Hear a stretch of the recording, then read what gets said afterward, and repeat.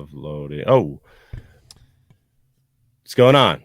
What's going on, guys, ladies and gentlemen, boys and girls? Welcome back for another episode number 17 of the Bob and Frank Hockey Podcast.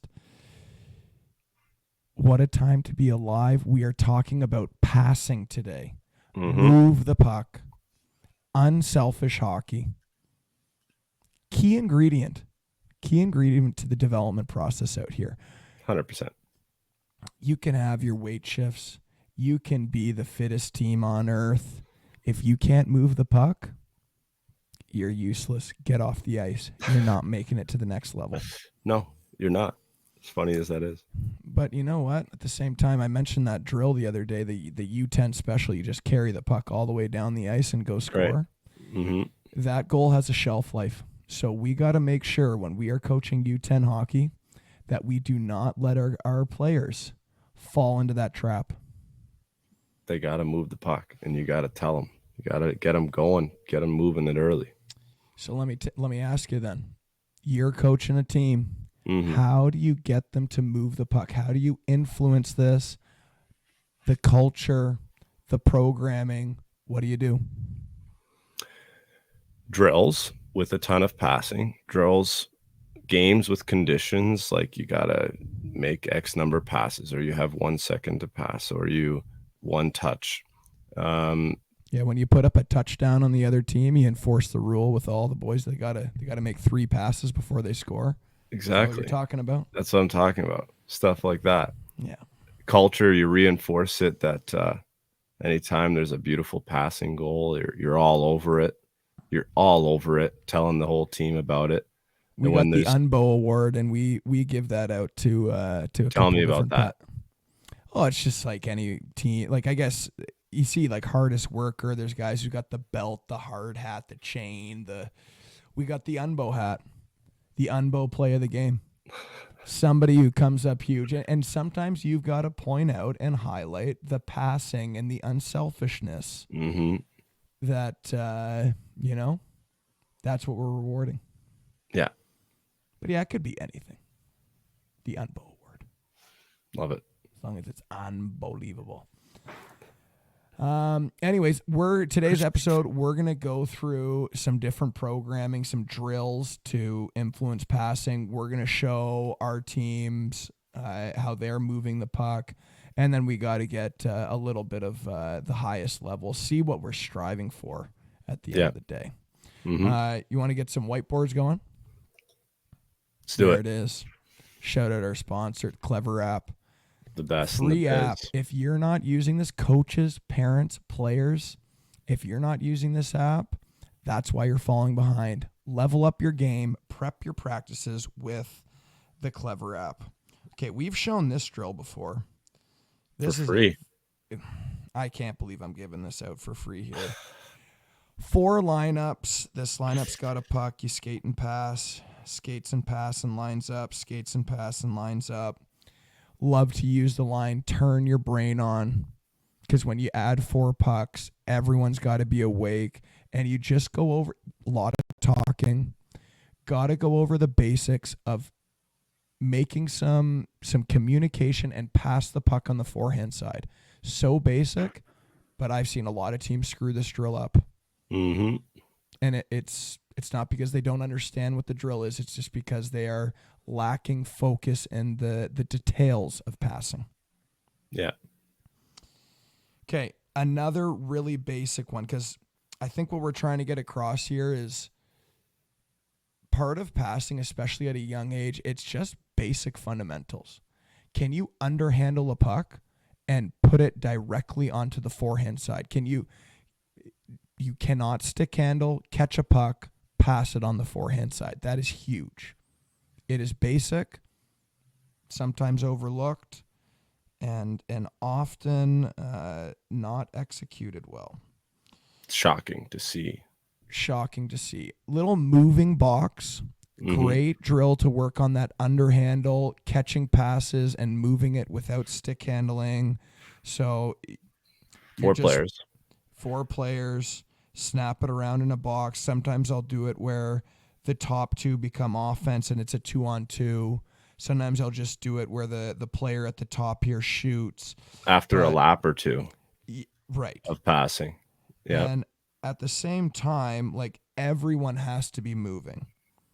Everyone is doing little circle and pivot. Like you make your pass, you're tracking, you're pivoting, you make your pass this way, you're tracking the puck, you pivot to receive the next one. So all four players are moving, but everyone is making forehand to forehand passes, Mm-hmm. and you have to encourage the no stick handle. Right. Right. I think these first two drills are very, very basic, isolated passing drills. You Yep. have to get your reps in if you want to see your players executing in game, especially when you're talking about the lower levels or younger levels, let's say. What else did we want to show here? Basic line rushes. We've logged a lot of reps just carrying the puck, kicking it out to a winger, Yep. driving to the strong side, kicking this one out far side. I love making this player. They catch the puck and they either have to shoot or they can send it back door for that final pass. Yeah. So it's not like just a 3-on-0, the goalie's dead in the water. Mm-hmm. They have an opportunity to catch and shoot off the weak side winger here, or they can fake shot, pass it back door, bury it. Again, a drill that emphasizes passing, but now you have some patterning and some game application where the players can kind of see that they're going to be executing this exact play in their games. Mm-hmm. Yep. Another one that we do a lot of is kind of a neutral zone patterning. So the D will step up and pivot. Yep.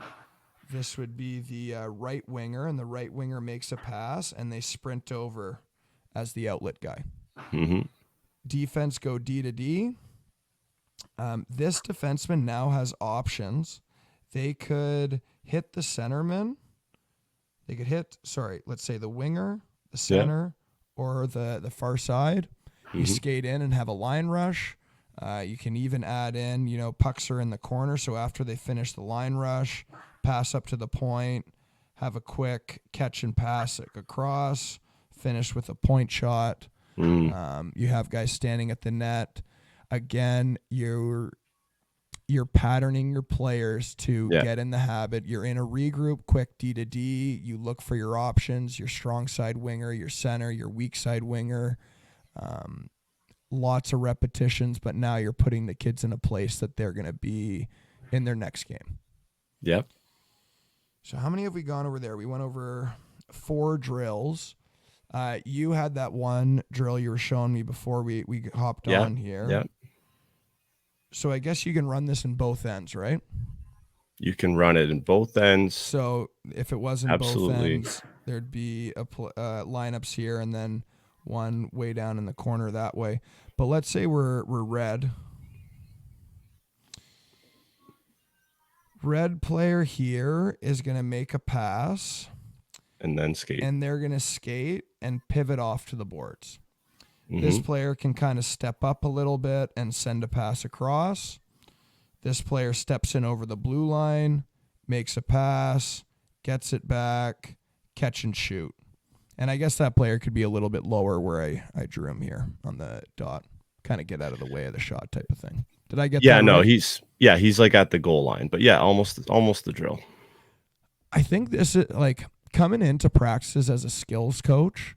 I think this is, you don't want to come in as a skills coach and start running a team that you're not the head coach of, start running their systems for them. And you don't even have that good of a relationship. But in this type of drill, you're getting your reps of passing.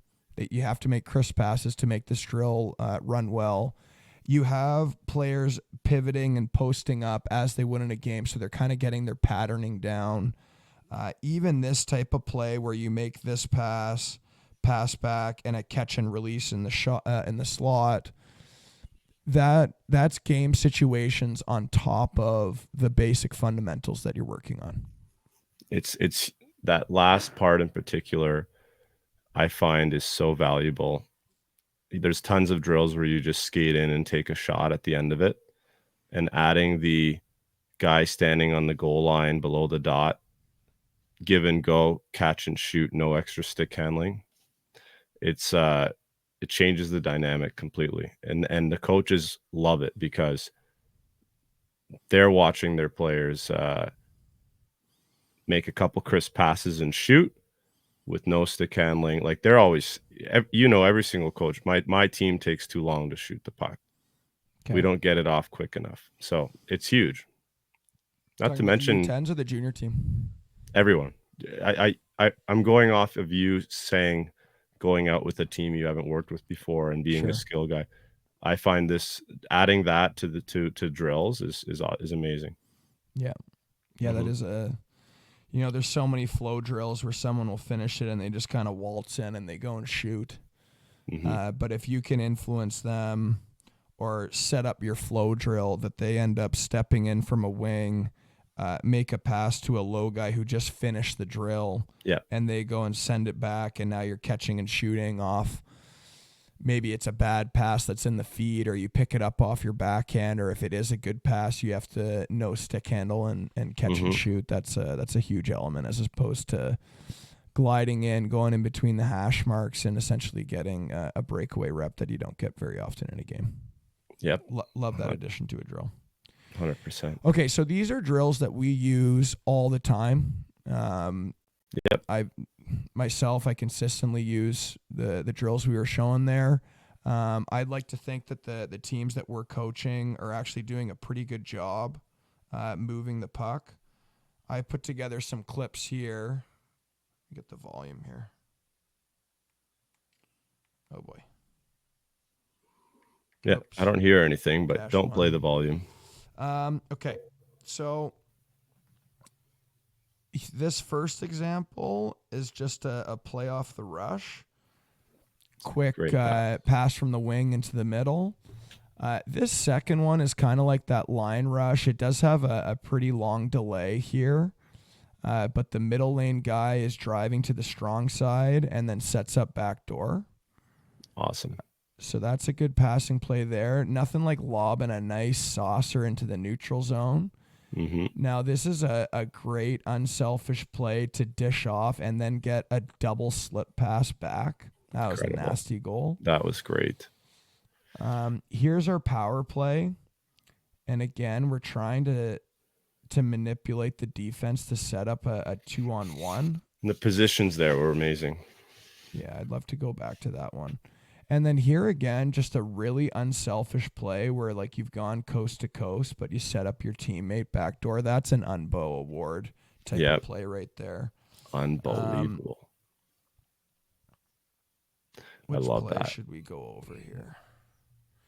Maybe the power play one? For sure. I want to see those triangles. Okay. Face off win, 2 pass, 3 pass, 4 pass, back of the net. Yes. So love to see that. After this puck goes to the point, love that our team is in the mindset of setting up.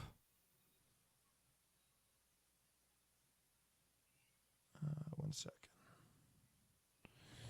Love that we're able to set up with one behind the goal line, one on the half wall, point, net.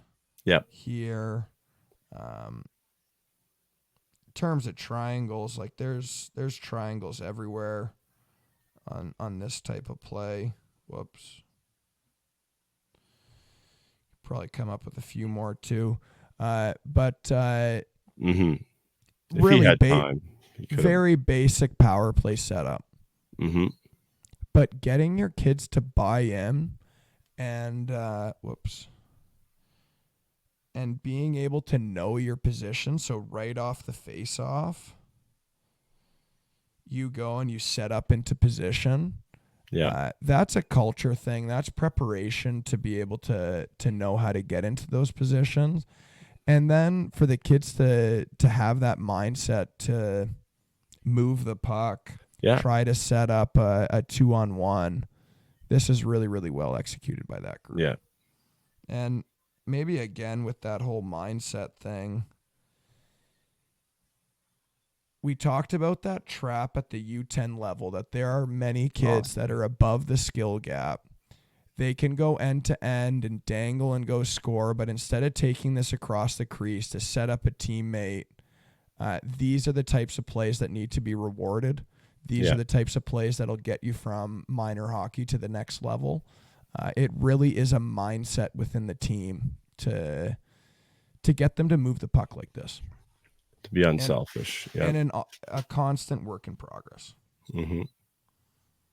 Here's Niagara, Here we go. Niagara North.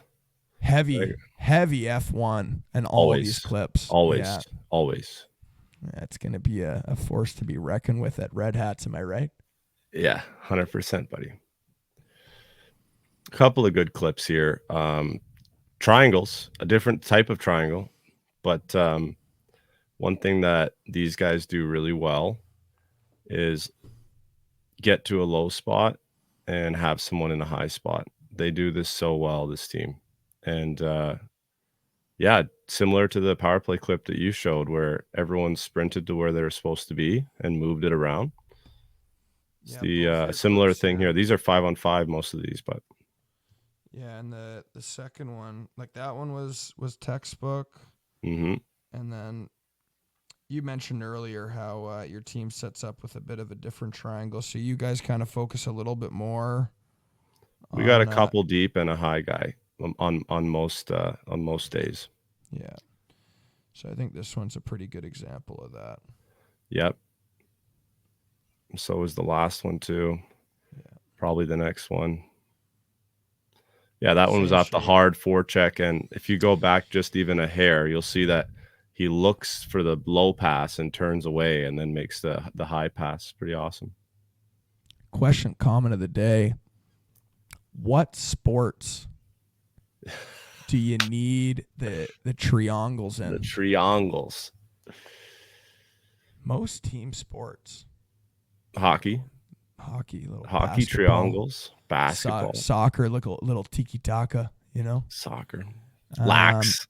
Good yeah, Canadian boy. huge in Whitby, the We're lax. huge lax guys around here too. Um, yeah, what are we missing? Let us know in the comments. Yeah, Triangles in sports, where are they useful? Huge for Niagara North here. Great job from the coaching staff, let me tell you, getting they these are kids to good. buy in They are a good and move the staff. puck. They know what they're doing. Is there anything else that you would say is like a huge factor to get your team to pass the puck? I've gone out and watched like many kids that I work with, and one of the first thing I start doing is count the passes. Mm-hmm. I'll count the amount of passes that they're executing in a row. Um, Sometimes it's very hard to get past one. There will be Right. one pass, boom, plays over. Someone picks up the puck off a turnover. They try and beat a couple of guys. They lose the puck or they shoot it down like off the boards, and it's like kind of a pass, but really not my problem, your problem. They like shoot it off the board or rim it to a winger, and it's just another battle. Is there anything else that you can think of that helps influence a team and helps a team develop their passing? At practice, sorry, or just in Anything. general? Yeah, Anything. I think the age matters. You're not gonna show up 30 minutes early for practice with the U10s and do a video session every day. But at junior, you sure are. There's nothing wrong with a little 10, 20 Okay. minute video session pretty often. Yeah. And you can look at just go pick any highlight of goals. 4 out of 5 of your last goals came off great passing. I don't Yeah. care what team you are, and just reinforce it that way. And go through NHL highlights. It's Yeah. all passing. I do take the clips and sit down with a line or sit down with a couple of players Yeah. and I'll say, hey, what happened? Or I'll make a joke when somebody really should have passed, and I'll be like, Yeah. what? Like you're not friends with this guy. You don't want Right. to pass to him. Um, Trying to keep it light and Yeah, have of them be course. ready for their next rep. But yeah, before practices, I always like to do a little bit of that. But yeah, like you said, you're not doing a half-hour video session No. or getting the kids to be coming in crazy early. But yeah, just try to do a quick sit down, and it might be a 60-second Sure. talk with somebody, Sure. and Yeah. boom, that's it. Those are helpful. That's a good call. Yeah. Yeah. And on the ice passing, we've gone through it already, but all those drills, all those rules you add to games, all those expectations, and Yeah. on the bench and in live action, just rewarding good passes and plays and communicating to your bench as they all watch the game live. Yeah. I think the reps are huge, and I think at the end of the day, sometimes your best players might be your best passers, but at the same time, if they don't trust their teammates, if there isn't that buy-in and that culture within your team, the best passer on your team might end up being, that falling into that U10 trap, which is try to cheat for a turnover and skate down and try to dangle two guys and go score. Yeah. So yeah, I think that is a big coaching 100%. plays is a big factor in that. Yep. Yeah. Okay, let's go really, really quick here and wrap it up. Sure. The highest level. Oh, Leafs. 4-1. 4-1 final. Let's take a look at Willie Styles here. Johnny T. Huge delay by Underhandle. 91 in blue. And look at the vision. That's a great Incredible. pass. That's a great pass. Incredible. How about Willie Styles here? Just on fire. Willie. Another great pass from his knees. We know he So, taps that in. yeah, we all know he's going to tap that one, and I'm sure everyone's going to see that one on Instagram a couple times. Yeah. Looking at those clips, they've obviously have an insane amount of reps. They are they are professional passers. At the same time, they have the IQ of, we saw John Tavares delaying at the blue line. You saw Willie Nylander throw it behind his back.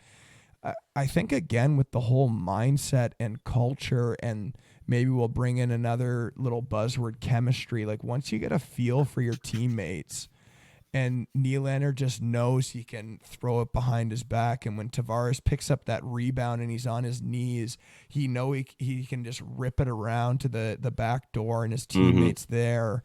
That stuff really comes with time and getting to know your teammates. Sure. That Getzel highlight with Kucherov last night Yeah. is such a prime example. When you have Kucherov going behind the net, and who else is capable of making that no-look forehand spinorama behind the back pass as he goes behind the net? And then who's aware that he actually is capable of making that pass? Getzel sure was, and he was Yeah. ready.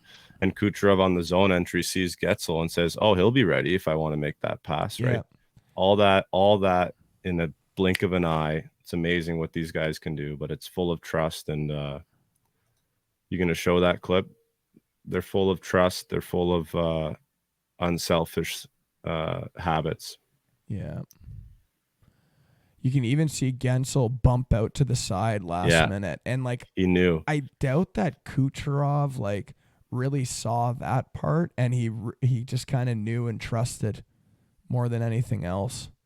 I don't know. I might be completely wrong on that, to be honest, but He knew and trusted for sure. There's a moment where he takes a look. I think they yeah, show he a took that second. little glance there. There's a second camera angle they show as well. I remember watching this, and you can really see that Kucherov takes a look. But man, incredible Yeah. play, incredible habits, chemistry, trust, all of Yeah. that. Well, to wrap it up, you've got to get your reps in. Mm-hmm. Especially at the younger levels, you can see a lot of kids botch a lot of those basic drills that we're talking about. Two, you've got to get the players that are playing their position to know exactly what their first reads are. That it's just on the tape, off the tape, basic basic plays they have to know, be able to do it in their sleep. Yep. And then lastly, as a coaching staff, to be able to kind of get everyone to buy in, to have that culture, to get everyone into a passing and unselfish mindset is Yeah. absolutely huge to see some good puck movement on your team. 100%. Yeah. Always blame the coaches. 100%. If your Got team it. isn't moving the puck, it's probably because you're not using the clever app. And Yeah. right. Yeah. All right, everyone. Thank you very much for listening. We'll see you guys next time. Morning.